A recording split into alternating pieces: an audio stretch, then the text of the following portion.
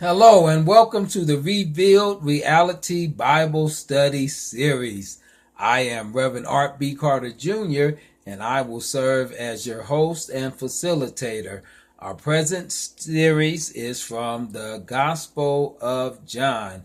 We are studying the Gospel of John. Before we get started in today's session, I want you to run over to my website at www.wtfo.biz. That's B-I-Z as in zebra. www.wtfo.biz.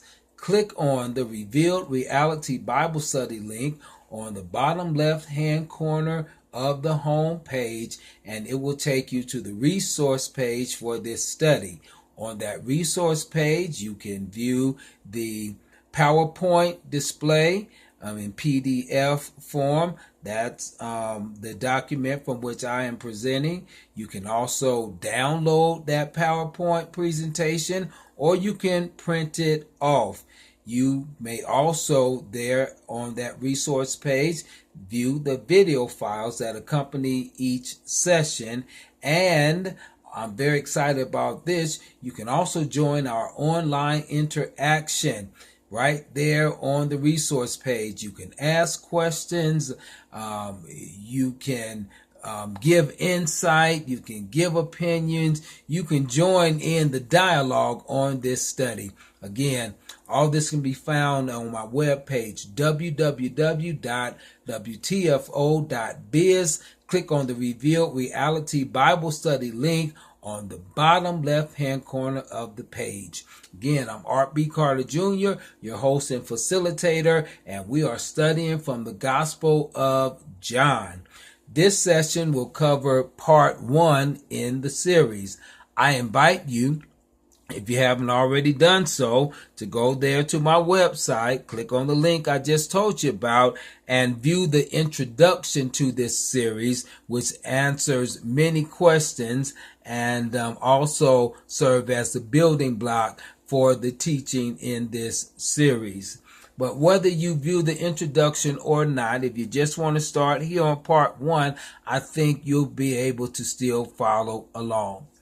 In part 1 of this series, we want to ask or answer questions such as, what is this writing? Who wrote it? When did they write it? Where was it written? And most importantly, why was it written? Okay, before we get started, I need you to do me a couple of favors, or at least attempt to do so.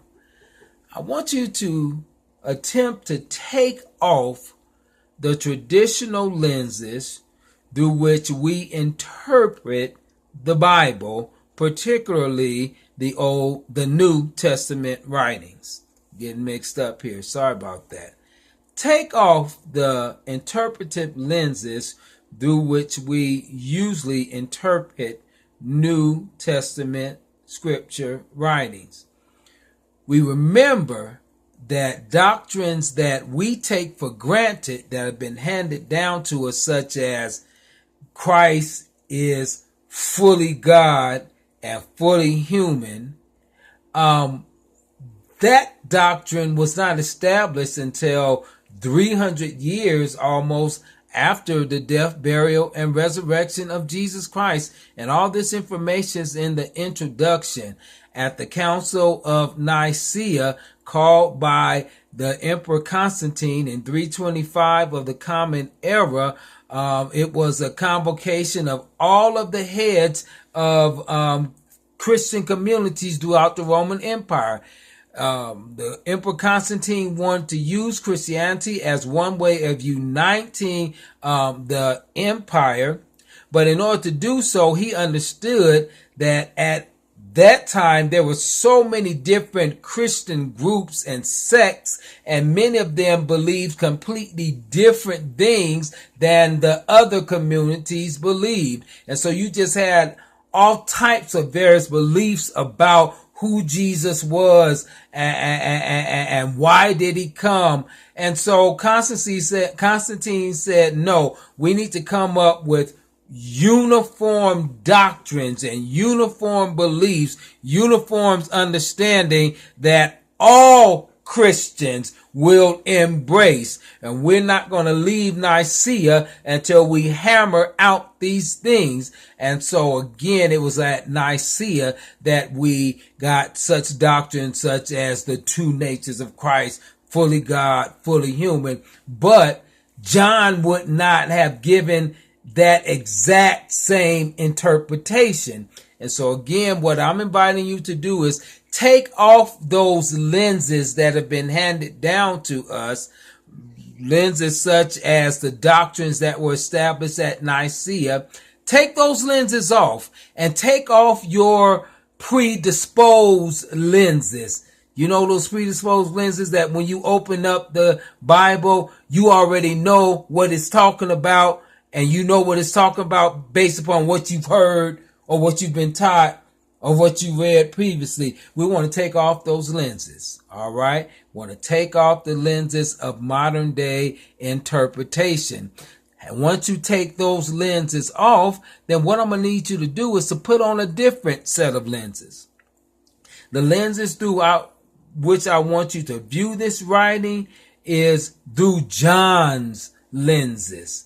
How did John actually see Jesus? And it certainly was not exactly the same way we understand Jesus today, because again, the way we understand Jesus today was based upon doctrines that were put in place 300 years after the writing of the Gospel of John, or at least a couple of hundred years after the writing of the Gospel of John. So we want to see this writing through John's lenses, and we want to see the writing through the lenses of John's original audience, and we want to also see the writing, or view this writing through the lenses of the text. What does the text say?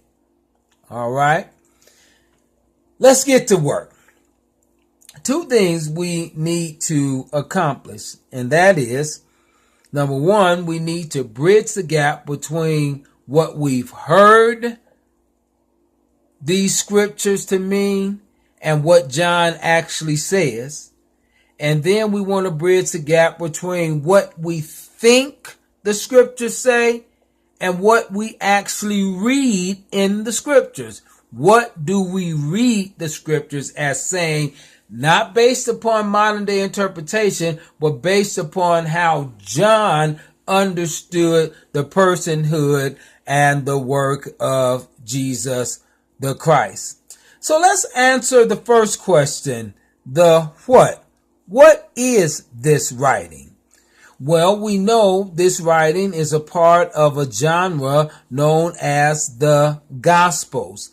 The Gospels tell the story of the life and the ministry of Jesus Christ. We remember the Gospels weren't the first writings about Jesus. You had the Apostle Paul writing about Jesus in the 40s, the 50s, and the early 60s. And the first gospel in the Bible, which is Gospel of Mark, was not written until the year 70 of the Common Era. So at least 10 years after the last writing of the gospel, or the writing of the Apostle Paul.